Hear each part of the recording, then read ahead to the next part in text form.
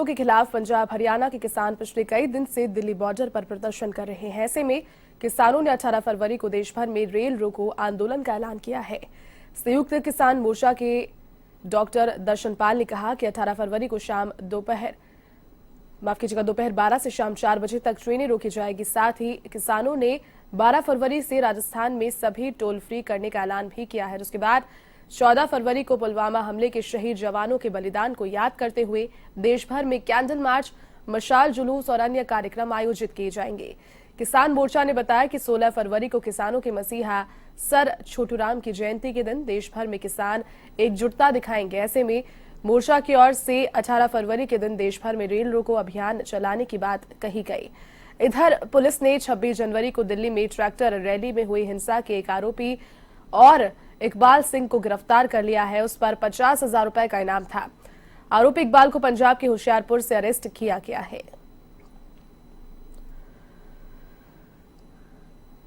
तो नए कृषि कानूनों का विरोध लगातार तेज हो चला है। आपको बता दें कि महापंचायतों का जो दौर जारी है, लगातार अलग अलग क्षेत्रों में महापंचायतें किसानों की हो रही है, जिसमें अलग अलग जो रणनीतियां हैं वो साझा तरीके से बनाई जा रही है। 18 फरवरी को रेल रोको अभियान किसानों ने अपनी बैठकों के दौरान इस चीज का ऐलान किया है।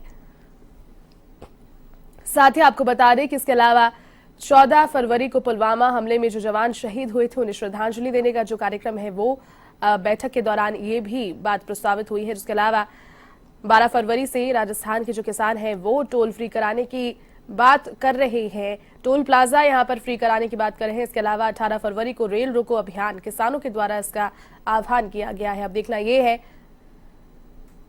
कि किस हद तक किसान इस ऐलान को सफल बना सकते हैं और कितना सकारात्मक इसे लेकर जा सकते हैं, क्योंकि जिस तरीके से गणतंत्र दिवस के दिन यानी 26 जनवरी के दिन जो ट्रैक्टर परेड थी उसमें उपद्रव पनपा था, जिसके बाद कहीं ना कहीं एक गलत संदेश किसानों की छवि को भी दिखा रहा था। लेकिन जल्दी ही किसानों ने आपसी साझेदारी के साथ समन्वय स्थापित करके स्थिति को जो एक बार के लिए हिली डुली उसे संभाल कहीं ना कहीं लिया। लेकिन फिलहाल आगे की रणनीति पर सबकी नजर किस तरीके से और कितना सकारात्मक दिशा में ले जा सकते हैं।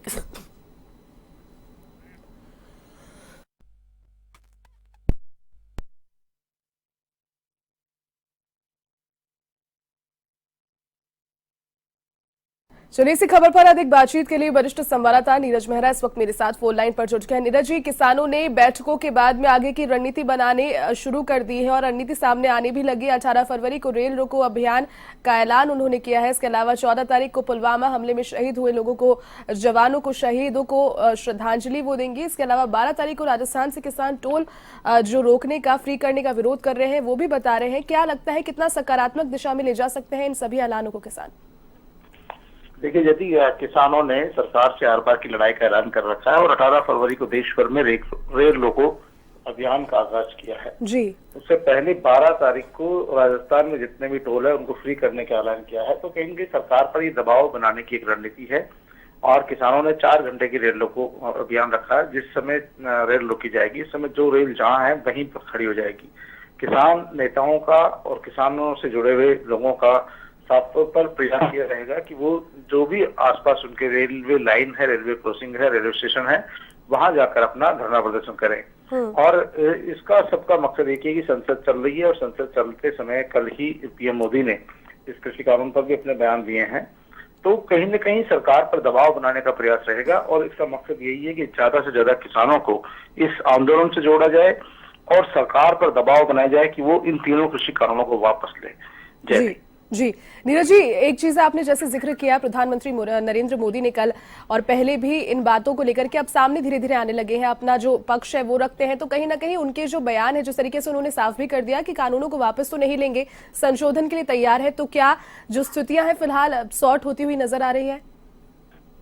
देखिए, सरकार पहले दिन से इस बात पर अड़ी हुई कि वो कृषि कानूनों को वापस नहीं लेंगी और पीएम मोदी ने भी साफ तौर पर कर दिया कि वो इन कानूनों को वापस नहीं लेंगे। तो कहीं सरकार अपने बात पर अड़ी है।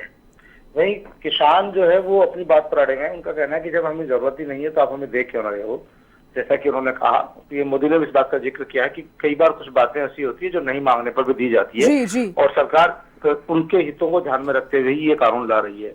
किसानों का कहना है कि हमें इससे हमारे हित नहीं हो सक रहे हैं, कहीं न कहीं किसानों का अहित ज्यादा हो रहा है, इसलिए सरकार को इन कृषि कानूनों को वापस लेना चाहिए। तो कहीं न कहीं जो सरकार है वो इस बात पर अड़ी हुई है कि वो इन कृषि कानूनों को वापस नहीं लेगी, क्योंकि यदि कृषि कानूनों को वापस सरकार लेती है जी, तो उन्हें बहुत जो पूर्व में भी जो बड़े कानून बनाए हैं, संशोधन किए हैं, धारा 370 हटाई है और जो 3 तलाक वाला मामला है, ऐसे मामले जो है उनको लेकर भी फिर सरकार पर दबाव बन सकता है, जैसा सरकार का मानना है और सरकार के विशेषज्ञों का कहना है कि अगर एक कानून को वापस लिया जाता है तो फिर जो दूसरे कानून पूर्व में जो पारित किए जा चुके हैं संसद से उनको भी वापस लेने का दबाव बनाया जाएगा। इसलिए सरकार किसी भी कीमत पर इन कानूनों को वापस नहीं लेगी, लेकिन किसानों ने भी तय कर रखा है कि वो इन कृषि कानूनों को वापस लेने तक आंदोलनरत रहेंगे, सड़कों पर अड़े रहेंगे और 18 फरवरी को जो रेल रोको अभियान है और 12 फरवरी को जो राजस्थान में टोल फ्री करने का ऐलान है, तो ये तमाम बातें सरकार पर दबाव बनाने के लिए, और क्योंकि देखिए कृषि और किसान के कोई जाति और किसी वर्ग विशेष का विषय नहीं है, ये तमाम पूरे देश के जो किसान वर्ग के लोग हैं